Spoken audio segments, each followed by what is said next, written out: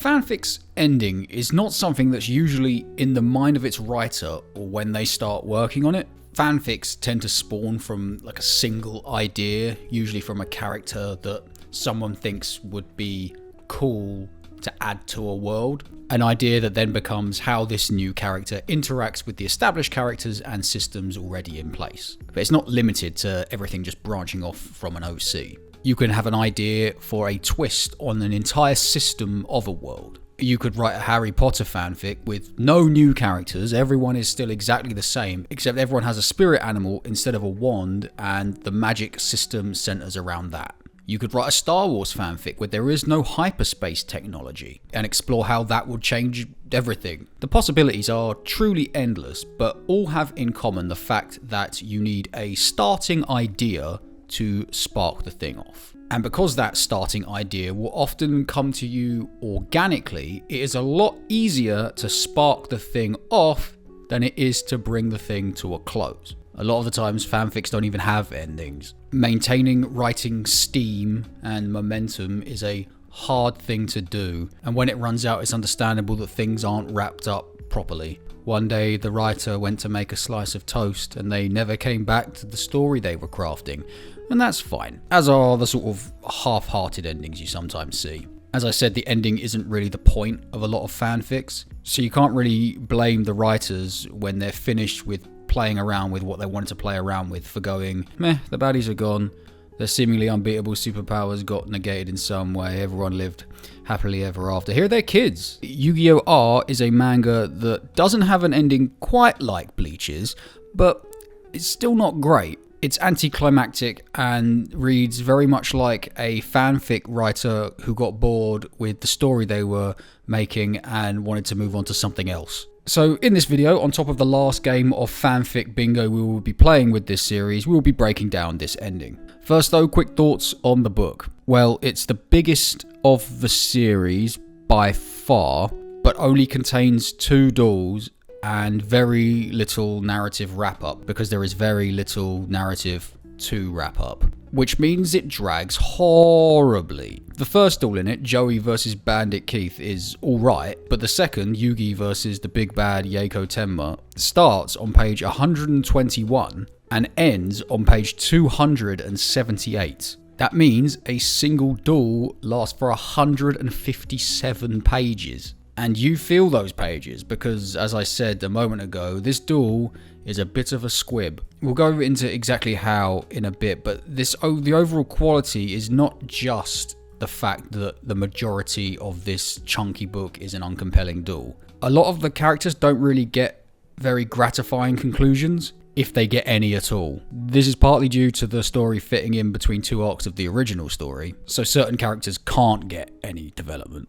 But of the ones that can, we don't get much, though somehow Willamette is still hanging around, and at this stage you gotta respect that. A bit part side character who lost his only duel and just never went away. So yeah, my enjoyment of this book, or lack thereof, caps off a very simple downward curve of my enjoyment of the whole series. I started liking it, mainly because of the duels. Then, as the melodrama and rule-related ridiculousness started to overpower my fondness for those duels, I began liking it less and less. And when it culminates in 157 pages of not much, it hits a new low for me.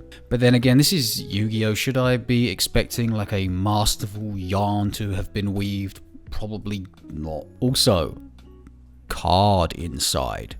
What was that card? Elector.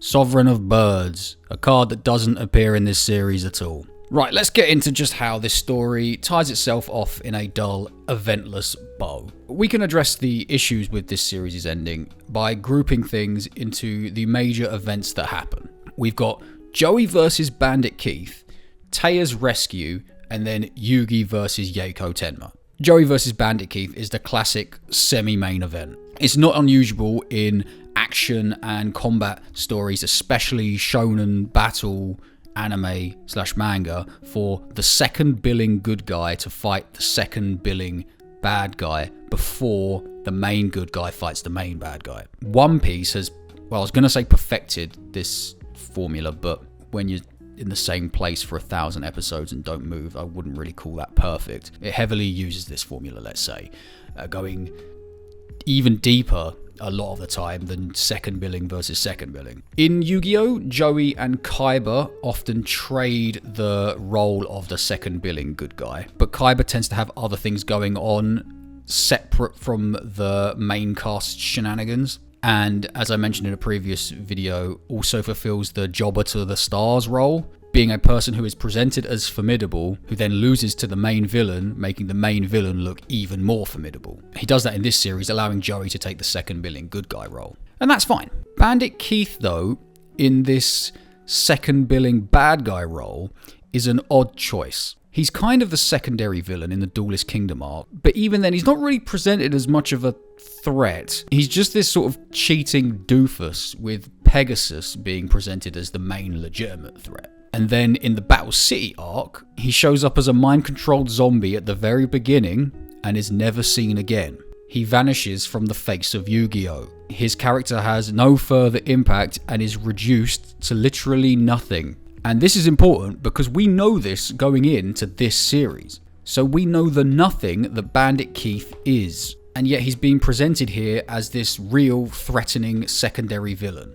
I'm not sure I'd have even put him in this story, to be honest. So his face-off here with Joey is just a bit weird in principle. And then there's this setup, because just before it starts, at the very end of the last book, Keith beats Richie Merst, the person who was actually being positioned as the secondary villain. Richie Merst is the top-ranked card professor, the mercenary group of duelists employed by Yaeko to stall our heroes. It made sense for Richie Merst to be the person Joey duels here, but instead Keith gets shoehorned in at the end, and being associated with the card professors gets shoehorned into his backstory.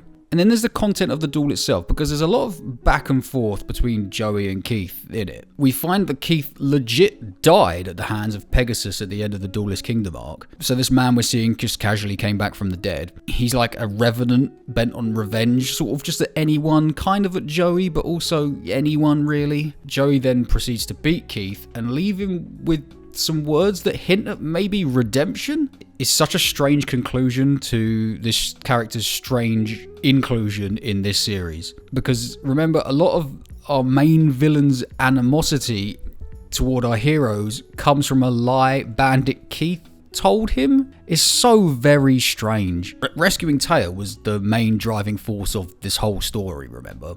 She got kidnapped at the beginning and our boys rock up to Kaiba Court to bring her back. And they do, but it's kind of unrewarding for the reader. Anticlimactic, like the rest of this stuff. She's plugged into this chair and we've got Mokuba hacking the mainframe trying to get her out. Tristan leaves Joey to duel Keith, gets to Taya and then just stands there. He stands there long enough for Joey to show back up after defeating Keith. I've never understood Tristan's presence in Yu-Gi-Oh! Just in general. He never does anything. Ever. He barely ever duels. He doesn't have any good character moments or a character arc. He's nothing, and yet he's always there. And in this series is no exception. And then after Joey beats Keith, Joey becomes just like him, a bystander. Taya can't be removed from the evil chair until Yugi beats Yaeko, with no input from anyone else. And when he does, spoilers, they turn off the chair and Taya can just get out with no input from anyone else. And Yugi isn't even there to see it happen. They all just show up on the roof after Yugi has beaten Yaeko, like this grand, beautiful moment. But it's sort of just really hollow. It just feels poorly constructed, story-wise and physically. It feels like some of these characters should have had more to do, and they should have been a lot closer together spatially. Speaking of Yugi beating Yaeko though, this duel is quite bizarre. This is the climax of the whole series, and as I mentioned a moment ago, it is very long. It is so long that it passes the climax and just keeps going. If you think of a building climax as a inflating balloon, you want it to end the moment the balloon pops. But this duel just keeps going after the balloon pops, sort of inflating a flappy bit of torn rubber. And like Joey's duel with Keith, it kind of plays out in a strange way. The whole gimmick of this series are the wicked gods. We mentioned them in a few other videos. They are the edgy, evil versions of Yugi's Egyptian gods. They are Yako's boss monsters, and yet in this final duel with Yugi, he only summons 2 of them? The whole time I was like, yeah, Yugi's going to beat them one by one, and then when he beats the last one, that will end the duel. But no, he beats 2 of them, and then after the second one gets defeated, Yako has this sort of out-of-body experience. He sees Pegasus in the afterlife who just walks away from him, and that's enough for Yako to completely throw away all the mad evil he's been doing and become good like his brother. And then the duel keeps going, and Yugi eventually wins. This is played off like a happy ending, but at no point does anyone smack Yako upside the head for doing all of this, for taking known untrustworthy fool Bandit Keith at face value and believing him when he said Yugi killed Pegasus in cold blood, for trying to bring back to life a guy he shouldn't have even been able to know in the first place. This all reads so much like the story of a fanfic author who's gotten a little bit bored of what they're doing and just wants to bring it all to an end. Speaking of fanfic, this was our bingo card of fanfic tropes from the last episode. Let's make one last new one. Even if this is the last episode in this series, I'll still run through each point real quick. Every video is someone's first video. Time travel. Avoid it like the plague. Doesn't fit in the chronology. Staying on the topic of time, can your story actually possibly take place in the time window it is set in? New characters forming romantic relationships with established characters. You know how a lot of the new female characters introed in the Naruto movies end up falling in love with him? It's that. Names from mythology. Come up with your own names for things, even if it's just proper nouning a noun. Parallel universe versions of characters. There has got to be an episode of Star Trek where Kirk stumbles into a parallel universe and there is like a dashing, impulsive version of Spock. New character related or connected to an established character. I mentioned One Piece before and it kind of falls into this as well. I mean, who the hell is Sabo? Off model.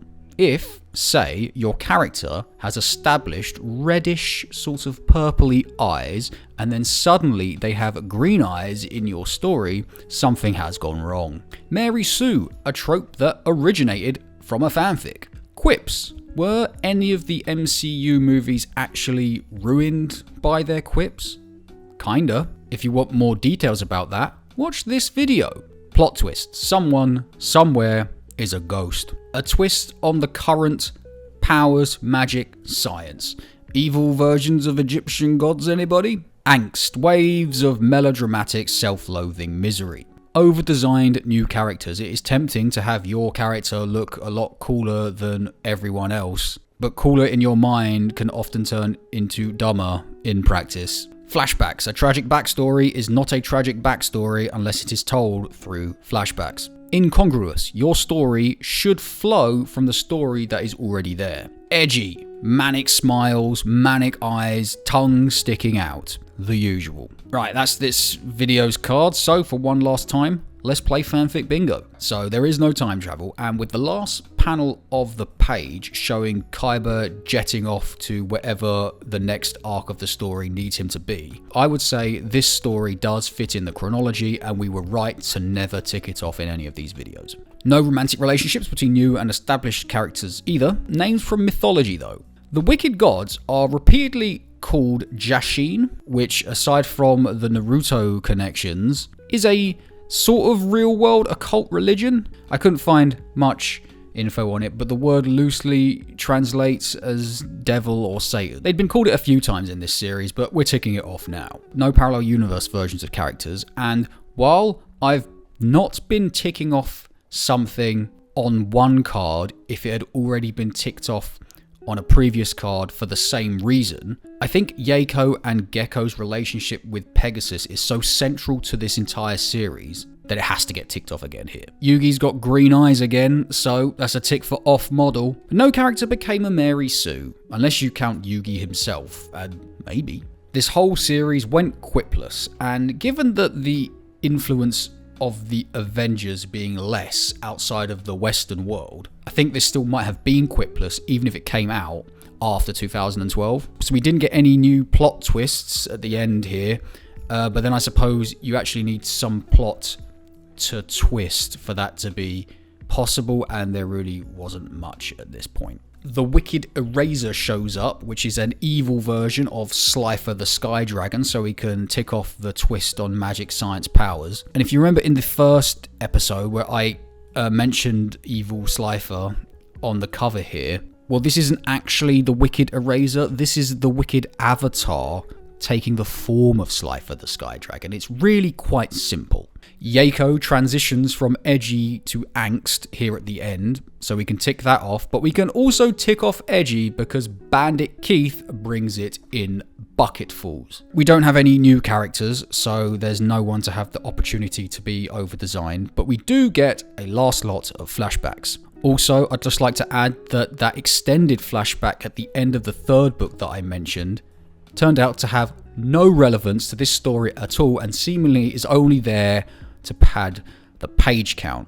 I really don't understand what was going on there. And lastly, I think the incongruousness that we discussed in the last video, in that Pegasus was somehow the greatest dad ever to a bunch of orphans he adopted, which could not possibly have happened, carries over to this book too. So we can tick that off. So close to bingos all over the board, but we didn't get any. A fitting reflection, I think, to this book series' damp squib of an ending. I feel like to get a sense of just how deflating and mid this series' ending is, you just need to compare it to the other climaxes of the other Yu-Gi-Oh! Series. Yugi versus Pegasus, Yugi versus Marek, Yugi versus the Pharaoh. These were all epic crescendos of the series that came before them. There were callbacks and character drama, arcs were concluded and paid off, and there is some of that here, but despite its attempts to be quite melodramatic and despite it being very, very long, it comes across as quite muted and rushed, very much like a fanfic whose author doesn't want to be writing it anymore. Hello, thanks a lot for getting to the end of the video. Like and subscribe. Yu-Gi-Oh! R. Done. I think I have an idea for what we can do in the in-between weeks. It's going to take a bit of sort of jiggery-pokery for it to work, I think. But I think it can work. We'll see. Next video, proper book. I'll see you then. Cheers.